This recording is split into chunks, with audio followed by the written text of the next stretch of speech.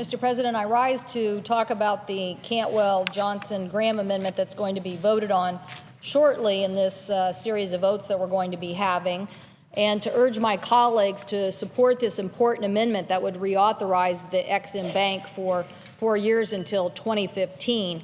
And the current authorization is set to expire in May of this year, so it's very urgent that we pass this authorization, and it would increase capacity for the bank because there is demand. The Ex-Im Bank, people may know or maybe not know, supplies credit stability to foreign purchases of U.S. product where those purchases have limited access to, the purchaser has limited access to private sector capital due to political risk or instability or limited access to capital.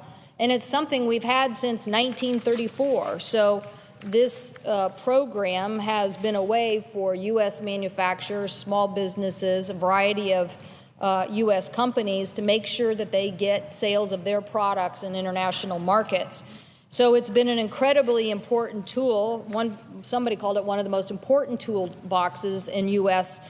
economic capacity to help our economy. In 2011, the bank supported over $41 billion in U.S. exports from over 3,600 U.S. companies, and it supported nearly 290,000 export-related jobs in America. So that's a very, very big impact, and according to the Congressional Budget Office, the reauthorization of this program will help reduce the deficit by over $900 million over the next 5 years. That's right, a program that's run by the government that actually helps our deficit be reduced, and that is because of the amount of money that is made from these transactions and returned to the Treasury. So I want to thank my colleagues, Senators Johnson, Graham, Shelby, Warner, Schumer, Brown, Hagan, Coons, Akaka, Murray, Landrieu, Kerry, Kirk, Durbin, Shaheen, McCaskill, Lieber, and Casey for all sponsoring this important amendment. Now, the reason why we're out here is to make sure that our colleagues know this is the 25th time that this legislation has been up for extension since its original executive order establishing it. And I'm looking at the record here. 1983, passed by voice vote on the reauthorization, passed by unanimous consent. 1992, again, passed by unanimous consent many of these times. So here's a program that for over the last several decades has been passed by unanimous consent, and yet all of a sudden this legislation is being stalled or held up. And what I want to make sure my colleagues know is what an important tool it is for job creation and why it's so important that we not take the capital that's left over in the Ex-Im program and delay it, because what's going to happen if we don't get this reauthorization done right away is that they're going to stop the activity that is actually helping job creation in the United States. So as you can see here, in 2011, the total number of jobs that it helped support was nearly 300,000 jobs. So that's a pretty good impact by basically saying, as a program of a financing of last resort, the United States is going to make sure that U.S. companies can get their product sold in various marketplaces. That's why the Chamber of Commerce, the National Association of Manufacturers, many companies and organizations are supporting this legislation.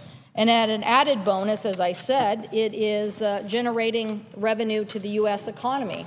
In fact, it has generated a lot of money, $3.7 billion for U.S. taxpayers since 2005. And I know some of my colleagues on the other side of the aisle think the program could have more transparency.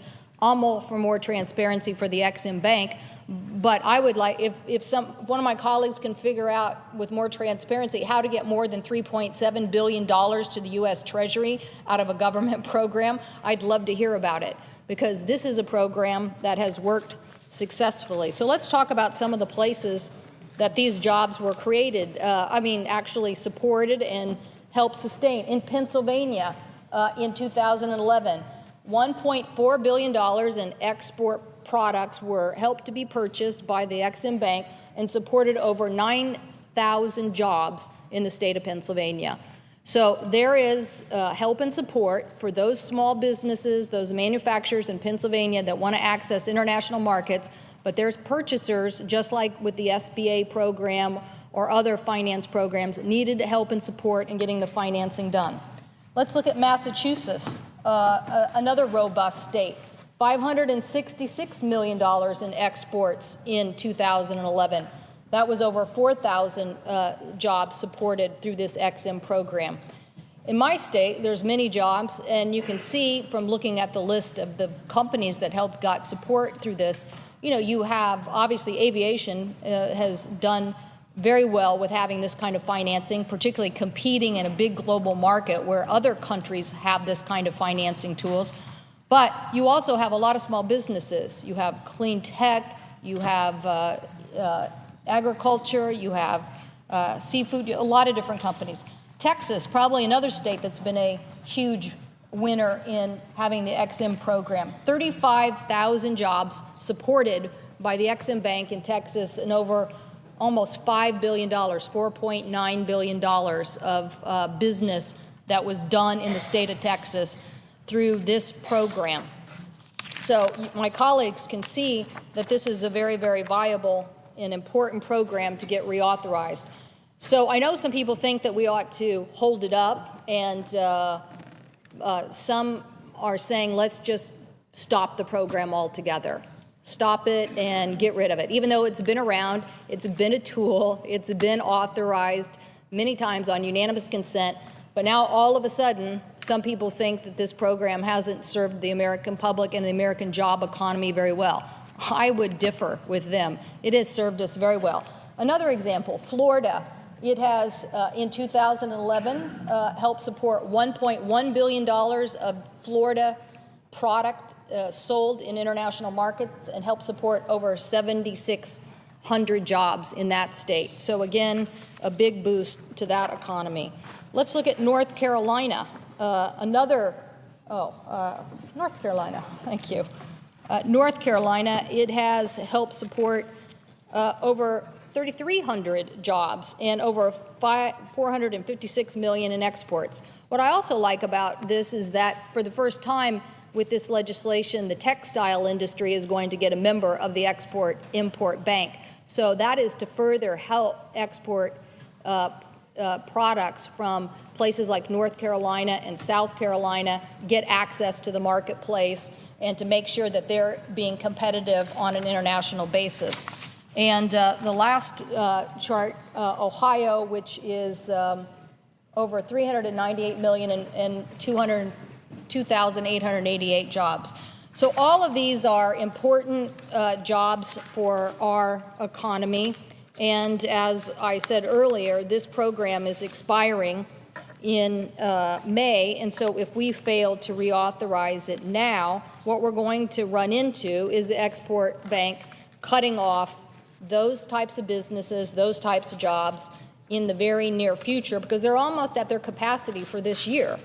So instead of saying Washington or Florida products or Ohio products or Pennsylvania products ready for sale, basically what we're going to say is U.S. products in a warehouse waiting for opportunity. We're basically going to say that the door is basically shut on selling these products because we haven't gotten our job done in making sure the export program is reauthorized. So I hope that my colleagues will realize that around here, very few things are getting done very efficiently. There are lots of things being held up, and the U.S. economy is paying the price for it. If we can't push something like the EXIM Bank through this process that, again, has been authorized and reauthorized so many times, either by UC or voice vote, and all of a sudden we're going to turn it into a political football, then the American economy is going to pay the price for that. And so I urge my colleagues to help us get this Cantwell-Johnson-Graham amendment passed out of the Senate today and on its way to the House so that we can expedite the process of making sure that we don't have a sign across America, U.S. products stuck in warehouse.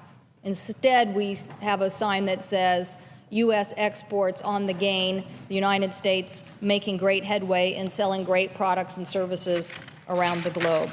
So I know my colleagues earlier today were saying, well, you know, there are some things that people want to change. The amendments that people want to offer in this legislation are people who want to stop this program. This legislation has transparency.